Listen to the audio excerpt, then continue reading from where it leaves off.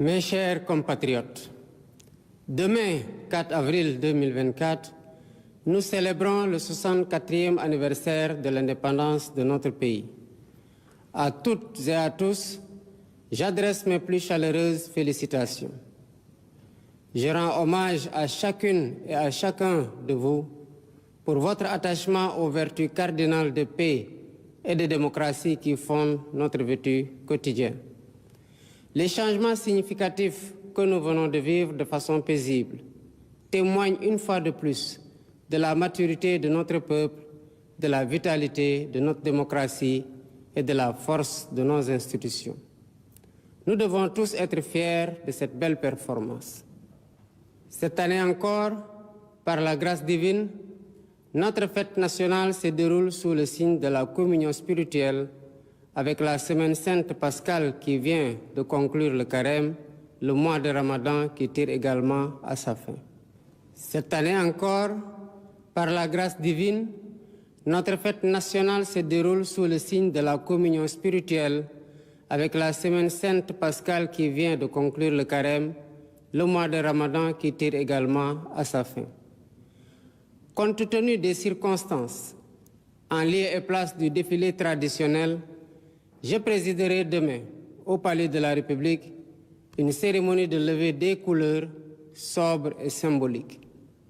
Ce soir, alors que nous célébrons notre liberté retrouvée, mes pensées vont à nos vaillants résistants, héros célèbres ou méconnus, qui, se donnant corps et âme, ont défié l'odieux système colonial et sa prétendue mission civilisatrice pour défendre la liberté de notre peuple et ses valeurs de culture et de civilisation. Je voudrais également saluer avec respect et affection nos anciens combattants qui ont sacrifié leur jeunesse loin de leur famille au prix de leur liberté et de leur vie. Je rends un vibrant hommage à mes prédécesseurs, les présidents Léopold Sédar Senghor, Abdou Diouf, Abdoulaye Wade et Macky Sall, qui, chacun, a apporté sa pierre à l'œuvre de construction nationale. C'est sur la base de ce legs que je veux poursuivre avec vous notre quête collective du Sénégal de nos rêves. Mes chers compatriotes, la fête nationale met à l'honneur nos forces de défense et de sécurité. À vous, officiers, sous-officiers et militaires du rang, qui avez choisi le métier risqué des armes, je réaffirme la reconnaissance de la nation. Je vous exprime ma fierté, mon soutien et mon entière confiance dans vos missions au service de la patrie, de la paix en Afrique et dans le monde. Je salue la mémoire de nos djambars tombés au champ d'honneur et souhaite prompt rétablissement aux blessés. L'État restera toujours solidaire de leurs familles avec soin et compassion. Le thème de cette édition, les forces armées au cœur de la cohésion nationale, nous interpelle par son actualité et sa pertinence. Il nous rappelle qu'au-delà du cérémonial, la fête nationale est surtout l'occasion d'une introspection individuelle et collective sur notre commun vouloir de vie commune. Nos forces de défense et de sécurité, sous le concept armée-nation, symbolisant la diversité et la cohésion de leurs composantes socio-culturelles, nous offrent un bel exemple de ce que doit être le vivre ensemble sénégalais. En tant que chef suprême des armées et garant de l'unité nationale, je suis déterminé à préserver notre vivre ensemble, hérité de nos ancêtres, parce que nous n'avons qu'une seule patrie, le Sénégal, notre abri commun, que nous aimons tous, qui ne commence pas par nous et ne finit pas avec nous. Dans cet esprit, mon rôle, et je l'assume pleinement, est de tendre la main à toutes et à tous pour rassembler, rassurer, apaiser et réconcilier afin de conforter la paix, la sécurité et la stabilité indispensables au développement économique et social de notre pays.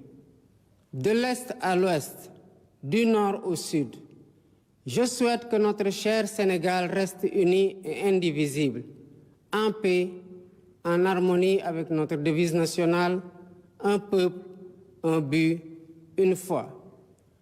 Nous le devons à nous-mêmes, nous le devons à nos enfants, nous le devons aux générations futures. C'est pourquoi notre vibrante jeunesse, cœur battant de la nation, restera au centre de mes préoccupations. Chers jeunes du Sénégal, je fais mien vos rêves, vos aspirations et vos ambitions légitimes de réussir pour être utile à vous-même, à vos familles, à vos communautés et à votre pays. L'éducation, la formation au métier, l'emploi, l'entrepreneuriat des jeunes et des femmes restent des défis majeurs à relever. J'en ferai une priorité élevée des politiques publiques en concertation avec le secteur privé. Nous devons à cet effet revisiter les mécanismes existants, les améliorer et les rationaliser afin qu'ils répondent mieux aux besoins d'emploi et autres activités génératrices de revenus pour les jeunes. Pour encourager la création d'emplois, je compte m'appuyer sur un secteur privé fort parce que soutenu par l'État. Sur la base de nos besoins prioritaires, nous travaillerons ensemble pour endogénéiser notre économie. Bien entendu, le secteur privé international aura son plein rôle à tenir. Les Sénégalais sont braves, mais ils sont fatigués et attendent de nous des solutions contre la vie chère. La question du coût de la vie me préoccupe particulièrement et retient toute mon attention.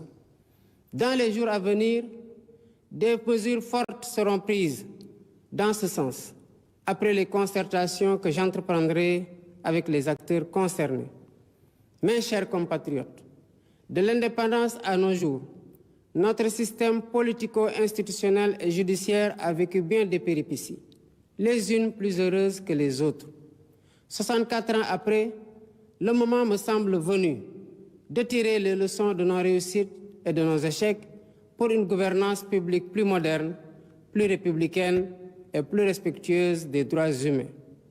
C'est pourquoi, après avoir démissionné dans mon poste de secrétaire général de PASTEF Les Patriotes, pour ainsi me mettre au-dessus de la mêlée, je convoquerai de larges concertations avec la classe politique et la société civile sur la réforme du système électoral notamment, le remplacement de la Sénat par une commission électorale nationale indépendante avec un renforcement de ses moyens de fonctionnement et de ses prérogatives, la rationalisation du nombre de partis politiques ainsi que leur financement, l'inscription sur le fichier électoral concomitamment à la délivrance de la pièce nationale d'identité. Par ailleurs, pour redorer le blason de la justice, lui redonner le prix qu'elle mérite et la réconcilier avec le peuple au nom duquel elle est rendue, j'entends organiser des assises regroupant les professions du métier, magistrats, avocats, huissiers, greffiers et autres auxiliaires de justice, les professeurs d'université et les citoyens pour identifier des pistes de solutions aux problèmes de la justice. Dans la quête d'un Sénégal meilleur au bénéfice de tous, j'entends instaurer une gouvernance vertueuse fondée sur l'éthique de responsabilité et l'obligation de rendre compte. En outre, j'engagerai sans tarder une politique hardie de bonne gouvernance économique et financière par la lutte sans répit contre la corruption, la répression pénale de la fraude fiscale et des flux financiers illicites, la protection des lanceurs d'alerte, la lutte contre le détournement des deniers publics et le blanchiment d'argent, l'amnistie des prête-noms et leur intéressement sous condition d'autodénonciation, la publication des rapports de l'IGE, de la Cour des comptes et de l'OFNAC. De même, l'exploitation de nos ressources naturelles qui, selon la Constitution, appartiennent au peuple, retiendra particulièrement l'attention de mon gouvernement. Ainsi, en plus de la mise en ligne déjà effective des contrats miniers, pétroliers et gaziers sur le site de l'ITIE Sénégal, je ferai procéder à la divulgation de la propriété effective des entreprises extractives conformément à la norme ITIE, à l'audit du secteur minier, gazier et pétrolier et à une protection plus soutenue du contenu local au bénéfice du secteur privé national. Au demeurant, je voudrais dire à tous nos partenaires privés qu'ils sont les bienvenus au Sénégal. Conformément aux lois et règlements en vigueur, les droits de l'investisseur seront toujours protégés, de même que les intérêts de l'État et des populations. À nos pays amis et partenaires, je voudrais assurer que le Sénégal reste un pays ouvert et accueillant pour tous. Nous veillerons sans cesse à maintenir et raffermir les relations de bon voisinage et de solidarité agissantes au sein de nos organisations communautaires, notamment la CEDEAO et l'UEMOA. Héritier de l'idéal panafricaniste de Cheikh Anta Diop et de Léopold Sédar Senghor, un des pères fondateurs de l'Organisation de l'Unité africaine, nous demeurons fermement engagés dans la construction de l'intégration africaine et la réalisation des objectifs de la zone de libre-échange continentale africaine. Nos partenaires étrangers de tous horizons sont d'égale dignité pour nous. À tous, nous devons respect et considération. Et de tous, nous demandons respect et considération. Nous resterons engagés pour une gouvernance mondiale plus juste et plus inclusive, dans le respect de l'égale dignité des valeurs, de culture et de civilisation.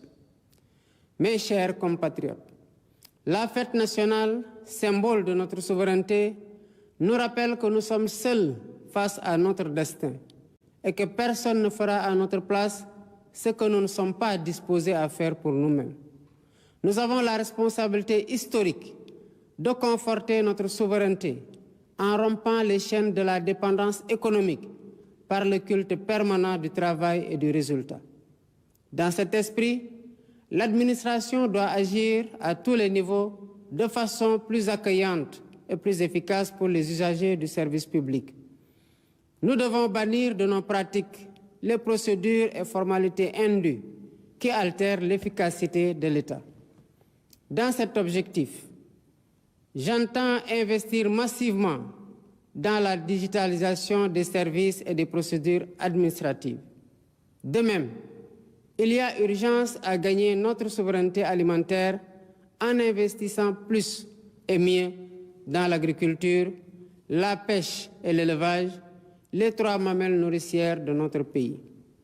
Je tiens particulièrement à ce que les subventions substantielles dépensées chaque année dans la campagne agricole bénéficient aux véritables producteurs et non à des acteurs intermédiaires.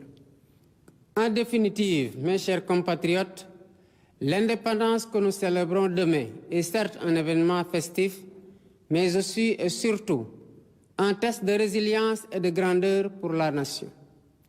Notre mérite et notre honneur, c'est de réussir l'épreuve en affichant une confiance résolue en nous-mêmes pour vaincre nos peurs et nos doutes, surmonter les obstacles devant nous et poursuivre ensemble notre marche solidaire vers notre destin commun, main dans la main, épaule contre épaule.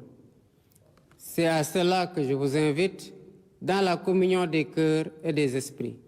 Vive le Sénégal en paix et en sécurité, unis, libres et prospères. Bonsoir et bonne fête de l'indépendance. Vous venez d'entendre donc le message à la nation du président de la République, Bassirou Diomaye Diakhar Faye, la version française après